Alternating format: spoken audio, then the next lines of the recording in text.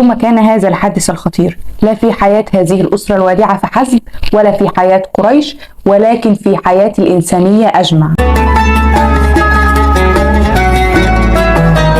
عشان يتلقى سيدنا محمد صلى الله عليه وسلم رسالة الوحي في ليلة القدر، اصطفاه الله تعالى خاتما للنبيين عليه أفضل الصلاة والسلام، وبعثه في الناس بشيرا ونذيرا. في الحقيقة وده ما كانش غريب على مكة، لأن كل الكهنة والسمار كانوا بيتكلموا على نبي أن أوانه، لكن محدش فيهم كان عارف إزاي وإمتى هيكون المبعث المنتظر.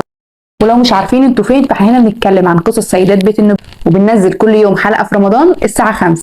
والنهارده هنكمل قصتنا مع السيدة خديجة. سيدنا محمد بعد ما استقر مع السيدة خديجة في بيتها ومسك تجارتها، ارتاح من العناء والكفاح اليومي، وبقى عنده فرصة عشان يتأمل ويميل للتفكير العميق.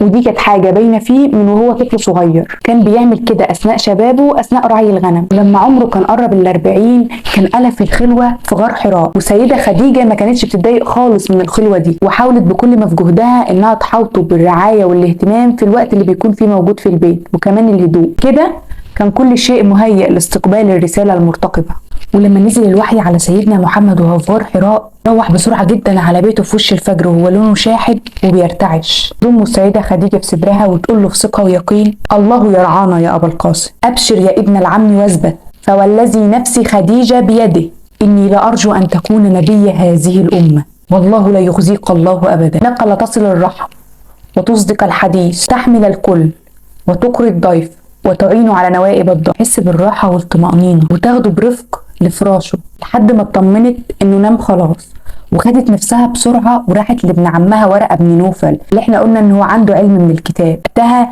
الناس كانت لسه نايمة وضوء النهار لسه بادئ يتفتح. اول لما سمع ورقة بن نوفل الكلام اللي حكته السيدة خديجة، ألف حماس: قدوس قدوس والذي نفس ورقة بيده، لئن كنت صدقتني يا خديجة لقد جاءه الناموس الأكبر الذي كان يأتي لعيسى وموسى، إنه لنبي هذه الأمة، فقولي له فليثبت.